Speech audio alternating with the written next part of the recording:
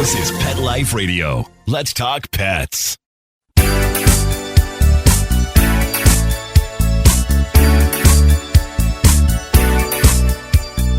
Hello, you're listening to Animal Party on Pet Life Radio.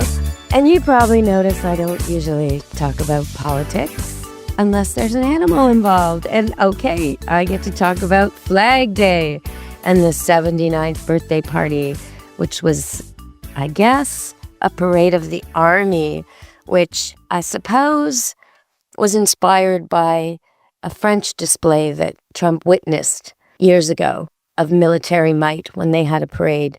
I never used to like these parades. When I lived abroad and lived in the Middle East, I used to see them on the TV and, you'd try and flip around. Back then there were 3 or 4 channels and some of them came from odd places like Jordan or Lebanon and sometimes you'd get these weird Japanese anime Christian cartoons. Sometimes you'd get English old movies. That was the jackpot. Lots of times you'd get these movies from India with Arabic subtitles or English dubbed in. Those were pretty good. Lots of the same themes, though. Poor boy meets rich girl. Girl's been taken off to a harem. He gets her anyway somehow. That's usually the theme. But with all of these shows, you had to sit through lots and lots of military parades by the Jordanian army. That was a big deal.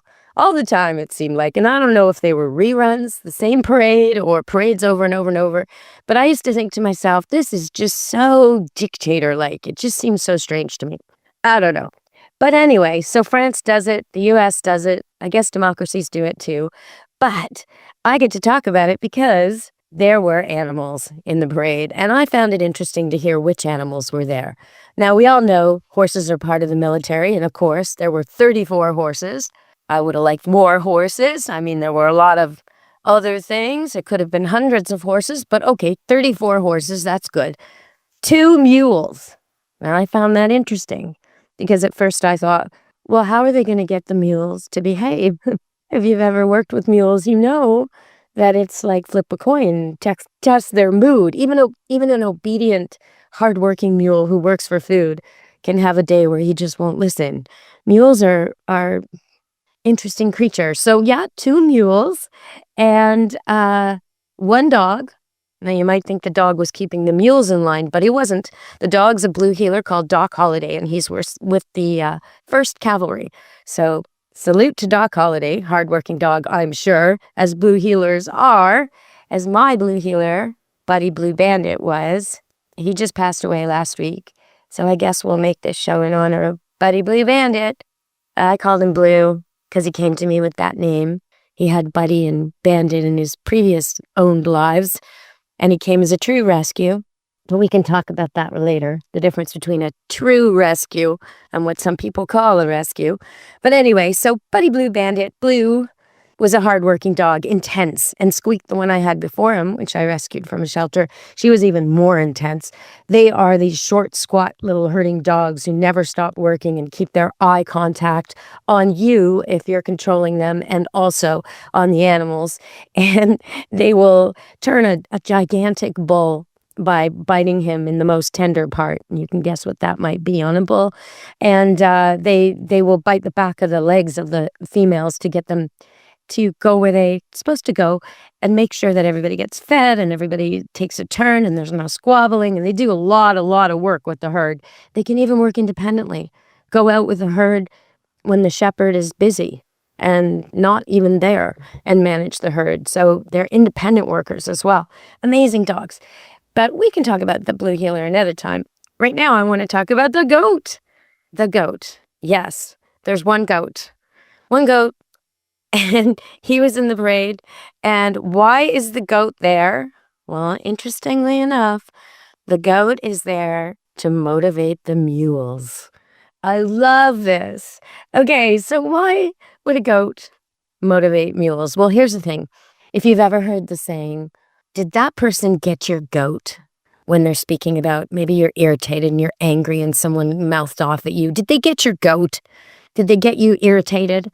Well, the reason they say that is because fancy, high-strung racehorses, competitive horses, show horses and racehorses, they travel a lot and they don't really sometimes like the traveling. And so it can put them off. They can maybe lose a race because they're a little out of sorts with their makeshift area or their new stall that smells like the last guy that was there, or the ride that was a little bumpy, or whatever. So they can be a little bit difficult to travel and transport and still compete with. But goats are pretty chill with all that. You give them some food and some shelter and they're cool. They don't even need all that. Goats are really hardy and really easygoing. And so they used to keep a goat in with the fancy horses, because if the goat's fine, well, the horses figure they're fine too, and they just relax. And so this goat, who was highly motivated and walking along, would motivate the mules. And I think that's a great solution, because if you had the blue heeler doing it, it might be a little off-putting for the children in the crowd. It might be a little too much teeth involved. So that's what I wanted to say about Flag Day and the birthday and the big parade. Lots and lots of animals, which I love. And the Calgary Stampede's coming up. If you can watch that on TV or get there, that's where you'll see horses.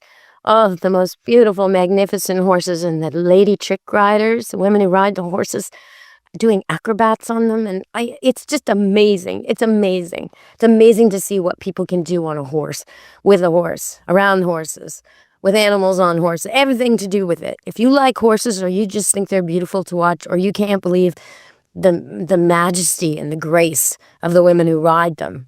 And I guess the toughness of the cowboys too. That's another thing to watch. I mean, yeah, who doesn't love a good... Yeah. Okay, Calgary Stampede, look out for that. If you're looking for horses and you want to see action, that's what you can watch on TV. All right, we're going to go to break and come back, because I got so much to talk about. And my cat Xena is underfoot here in the studio. I tried to get her to leave, but she's determined to meow on air. So you might be hearing her later. Stay tuned and see if you can pick out the black cat meowing.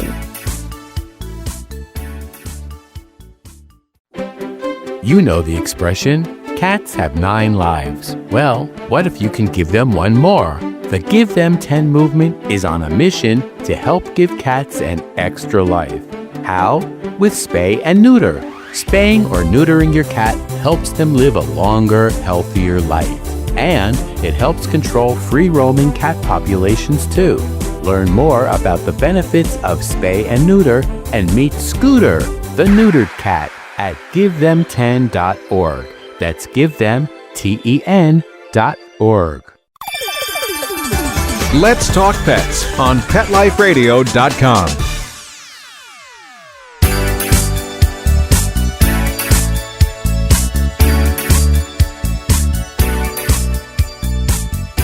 Hello, you're listening to Animal Party on Pet Life Radio. Let's talk pets. Yeah, let's talk pets. So, I was just recently in Toronto, but I say it like a native. I was in Toronto, and in Toronto, it was pretty smoky because there's fires in Manitoba and other places, and the smoke is drifting. And it's not just drifting to Toronto, it's drifting to New York State and all around. It's even been to Europe. Sorry about that, everybody, but we do have some forest fires in the middle of our country, in the prairies. And so what can you do about that? Well, one little quick, easy thing you can do is buy yams. You know those orange-colored potato-like things you get at the grocery store? And usually cook them like at Thanksgiving or something. Most of the time you don't eat them, but I eat them all the time. Lately, some of the fast food places make yam fries, but that's not what I'm talking about. That's not what I want you to do, although, you know, your dog could do worse than getting a few yam fries when you go to the fast food drive-thru and you're trying to feed him something from your bag. Maybe that's probably the best choice, but nonetheless, what I'm talking about is you buy the yams, and some dogs like them raw. Most dogs prefer them cooked, but you can try either way. And when you cook them, you can put them in the microwave, you can put them in a pot, you can roast them, any which way. You can put them on the barbecue. They cook about a third or half the time a potato would. And if you wrap them up, all the juice, the sweet juice will be there. And I bet you're going to want some. So you might want to cook one for yourself too. Throw a little cinnamon and some butter in yours. Very nice. But for your dog for your dog especially, If they have got runny eyes and they seem under the weather, or they sound wheezy, or they just seem like they're just so lethargic, like they hardly want to go outside, or they want to go outside, but when you take them for a walk, they just don't have their pep, it's because they're not doing well with the smoke. And eating yams is one of the ways that will help their body get rid of that. It really, really helps with toxins for dogs. It helps for us too. So I would suggest just cook up some yams and squish it into the food, add it into the food. Chances are your dog will like it anyway. You might even use it as treats. But it'll help a little bit. Another thing you can do is there's a lot of smoke in the air, then it settles on their fur, and then they lick it off. There's toxins in that. So you want to keep your dogs brushed. You want to keep them groomed. You want to have short haircuts. Not all the way shaved, because then their skin's exposed to the sun and the pollutants, but short. And you want to be bathing them. If your dog will tolerate a vacuum, now's the time to vacuum them before they come in the house. And if there's someone in the household or family that's particularly sensitive to smoke, maybe they have COPD or just allergies, asthma, immune problems, whatever, they're not the person to do this. This week, this month, they're not the dog walker. They're not the dog groomer. Somebody else should be doing it just to give them a break from all this coming in. So I want to talk about that, but I also wanted to talk about the dogs of Toronto. Big shout out to Lucy, the Portuguese water dog who lives downtown. And I saw her being snuck into hospitals and hospices and visiting many, many people and spreading joy with her absolutely mellow way. Yes, Lucy, the Portuguese water dog, at 8 years old, making friends everywhere she goes. So that's Lucy. And then there was Callie. Callie, the golden retriever. Actually, I think Lucy's 11. Callie's 8. Callie, the golden retriever, who loves to go for a walk and loves to cuddle, and is kind of the quintessential golden. But the one thing she doesn't love so much is her sometimes roommate, Tex. And she's okay with him, but Tex is a rude dude. Tex is a dog from Toronto, and he is a big, big dog with a head like a cow and a huge long body. He sort of looks like a lab if you fed the lab steroids. He's about 120 pounds, and if you want to get a look at him, well, I think he is. Maybe you'll guess his weight. I posted him at Deb Wolfe Pet Expert on Facebook when I was in Toronto, because he is just huge. And when they got him, they thought he was a lab, and they thought he'd be a lab, and he had really little paws, and voila, he is ginormous and not a lab at all. So good dog, but quite wild and unruly. And in his adolescence, with his size and his puppy manners, he's just a little too much for Callie. So that's the story over there in Toronto. I believe Tex is looking for a home. If anybody's interested and they see the picture on Facebook, you can message me if you're in Toronto. And over here at Camp Good Dog, we do have 6 golden doodle puppies looking for homes. They were born in February. They're more than ready to go. They've had all their shots, and they're looking for good people. If we find somebody with a special needs person, then the dog will be free, minus the cost of vaccines. So we're looking to give away a dog to someone who really needs it. A sweet, lovable dog. There's 2 in particular that would suit this kind of work. And I'd love to be hooked up with someone local to Vancouver, somewhere close to here anyway. I'm in Maple Ridge, but Vancouver, British Columbia, Canada. Someone who can travel here to collect the dog, who's got a special needs person in the family, and wants a little love muffin to bring that person a lot of attention and affection and engagement and compassion, because that's what golden doodles do. Okay, so let's talk about, let's see, I've got a big list here. I want to talk about bears, but I may not get to that today. We may have to save that. And I still have caller requests. If you've reviewed a caller, if you've tried the caller and it was absolute crap or it was great, I want you to let me know. And I'm talking about the callers that automatically the doggy door only opens if you're wearing the collar. It's also for cats. If you got a cat collar that opens the cat door and you love it or you hate it, please let me know. So we're looking for collars that work stuff. It's because I had a question from a listener asking me, is there an all-in-one? They want to give their dog a collar that they can control to do something to stop him from barking when his barking's too much, to do something to let him into the doggy door, and also to be able to find him if he runs off. I know, sounds like a great dog. Anyway, so I'm like, you should call me and ask me how to teach your dog to come and how to teach your dog to be quiet. But whatever. Sometimes we need these aids. So if you've got a collar that does any of those things, allows you to find your pet, or allows your pet to get in the door, or stops your pet from making noise, and I'm really steering away from the shocks. I'm hoping you got something else, like a lemon spray, citronella spray, or a vibration, or a loud noise. Those are all okay. I'm not looking for electric shocks, not at all. I am not interested in adding adrenaline and pain to my relationship with my animals, and I don't think you are either if you're listening to this show. But if you've tried the other kind of collars and you have a review, I want it. Send it to me. I don't trust Google reviews at all. I don't trust Amazon reviews. It's all paid for. They get people to do it. So I trust you guys. I totally trust you guys. So send it to me at deb@petliferadio.com, and I'll give you guys some good recommendations for collars based on what listeners suggest. So that's one thing I wanted to put out there. And now we're going to go to break, listen to a couple commercials, and come back. We're going to talk about the subway and also True Rescue on Animal Party, Pet Life Radio. Stay tuned.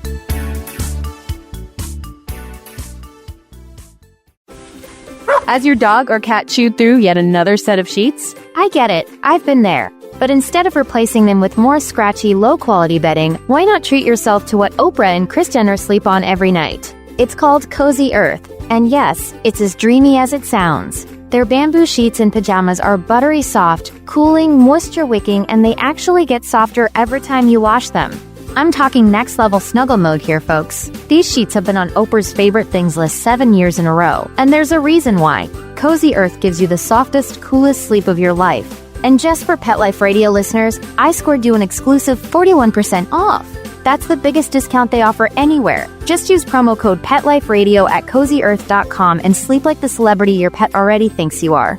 That's CozyEarth.com, promo code PetLifeRadio. You'll thank me at bedtime. Let's talk pets Let's talk pets on Pet Life Radio. Pet Life Radio. PetLifeRadio.com.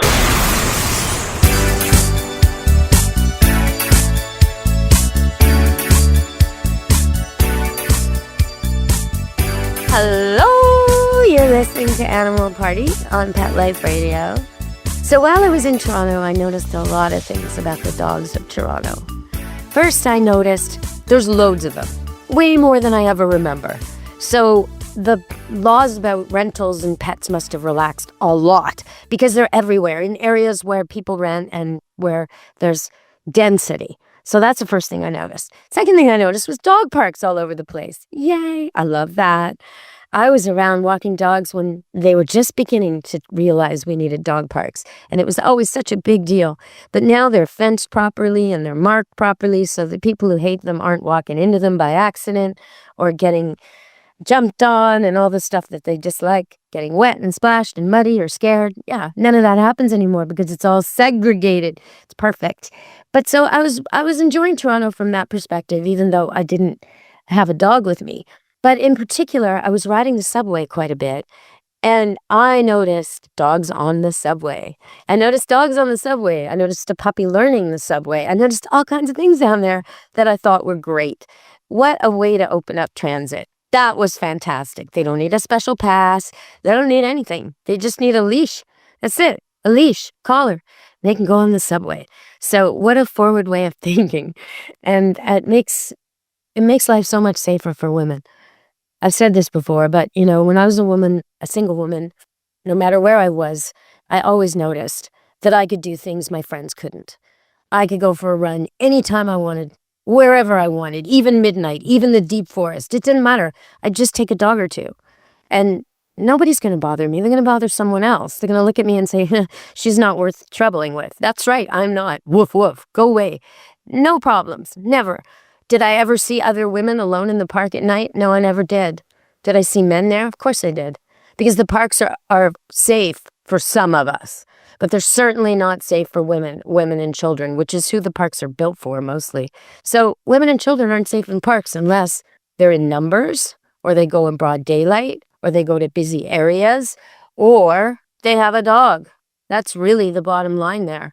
So opening up the subways means if I was living in Toronto, I could go hiking anywhere without needing a car. I could take the subway to the beach, or I could take the subway to the park, or I could take the subway to a dog park and bring my dog and be safe.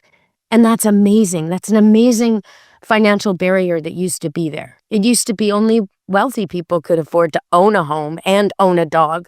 So if you were a student or a young woman and you didn't own a home, you couldn't own a dog, and therefore you were really restricted. You had to find a friend who wanted to run at the same time you did, in the same place you did, at the same pace as you.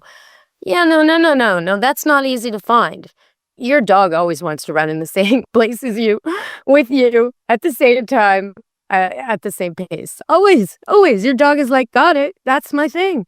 So that's why it's such a wonderful thing that the subway's so open. Okay, so I was going to talk about litter, cat litter, but I'll save that for next time, and excuse the pun, but it's such a crappy topic. But okay, so let's talk about rescue. Sometimes I hear people say, oh, I rescued, and then they point at this absolutely purebred dog that there's no way they rescued. I look at it and I go, oh yeah, he rescued that. Right, sure. Now, maybe a dog was given to you, and maybe a dog didn't cost much money. Maybe someone bought it and then changed their mind and then dumped it. But that's not exactly what rescue means. Rescue, normally, in the pet professional world anyway, when we say rescue, we're talking about an animal that is needing a lot. Let's call it a special needs animal, at least at first. It's usually got health problems, usually got behavioral problems, and some of those aren't even apparent at the start. So when you get a true rescue, you're getting an animal that was either neglected or abused. And the results of that, well, first of all, let me just say, it's remarkable what they can come back from. Because if a person were to be abused the way some of these animals are, or neglected that way, they'd never be right again. All the therapy in the world wouldn't undo that kind of abuse at such a young age. And yet, you can take a dog who's known nothing but horror from people and convert him into a loving animal. It's amazing what they can come back from. You can have a cat who's been tormented and mistreated and neglected, and after a year or so, is now a cat who knows how to love, give love, and get love and trust. I mean, it's an amazing thing. But it takes effort, consistency, persistence, and time. Like when I said a year, I mean a year. It doesn't happen quickly. And some of these dogs and cats that are brought from other places come with diseases and parasites from other places that don't manifest right away and are very hard to treat here. So you have to think about that too. But a true rescue, like when I say Blue Bandit was a rescue, I noticed him at my neighbor's down the road, another farm, and I noticed him tied up all the time. Tied up. This blue heeler tied up with these sheep and goats, but tied up, which is wrong. He shouldn't be tied up. Something was off with that. So I wrote him a few notes, with my business card, and do you need some training? I'll offer you some training. He never took me up on it. A while later, I noticed the dog's not even out anymore. So I think to myself, oh no, I hope he didn't put the dog down. What was going on there? This just seemed so wrong. Eventually, I meet him, and the guy tells me that the dog had been given to him, that had been abused originally, tied to a trailer while the first owner, went to work, tied by his leg. So if the dog, not by the neck, because blue heelers have big fat bodies and skinny necks and skinny heads, so he would be able to get out of his collar. So the guy tied him by his leg. So that's very abusive and the puppy would have had all kinds of reactive instincts to dart and play and pulled on the leg over and over and over. It's very, very awful thing to do. And there are many collars that fit blue heelers that could have worked instead. But okay, he wanted to leave his dog tied up while he went to work, and this is what happened. So that was the first part of the abuse. Then the guy wanted to go on long trips, and he forced the dog into situations that weren't good, so the dog became afraid of traveling and afraid of cars, and there were other issues. So by the time he dumped him on the farmer around the corner, the dog was a blue heeler and young, maybe 3, and super fit. And the farmer had sheep and goats. The dog was really good at herding them, but he didn't have any commands, so he wouldn't stop. And that was the farmer's complaint. He said, I can't have skinny goats and skinny sheep that are running around all day. You have to teach them how to stop. So I taught him how to stop. It was really easy. And after that, he said, you know what? He doesn't like the car. So then I taught him how to go in the car. And the man said, well, now he's a great dog. It's thank you very much. And I said, you know what? If you ever grow tired of him, let me know. So this continued for a while, and eventually he sold all his sheep and he sold all his goats. A year or two later, the dog's now 5, and the man calls me up and says, I don't really want the dog anymore. I don't have sheep and I don't have goats, so I don't have a need for it. Do you want him? And of course, yes, I want him. My old blue heeler died a few years before, and I've always liked to have a herding dog, but I won't go buy a dog. And this one has all these issues, and he's complicated as I'll get out, but what a sweetie, and so talented at herding, and just so responsive to me, and completely bonded to me within a few lessons, just a wonderful dog. So yes, I took him, and that was 10 years ago. And as he grew old, that leg injury manifested more and more and more, and he became quite a limpy dog. But that was okay. And then he went a little blind. Then he went a little deaf too. And then sometimes he was confused. And the whole combination of confusion and deafness and blindness and having accidents toward the end, mostly the confusion, made it his time. But that's what a rescue dog is. A dog that's a project. They'll love you like no other dog. The sun rises and sets on your head if you rescue them. They're so aware of what it's like to not be owned, to be on hard times, that they're so grateful every day. They're just so excited to see you, so excited to be with you, so happy to please you. But it takes some work in the beginning.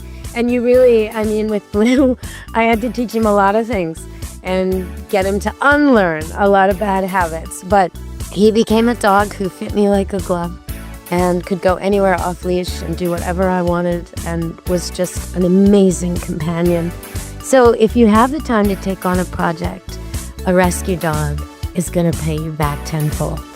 Okay, everybody, this show's been for Blue on Animal Party Pet Life Radio.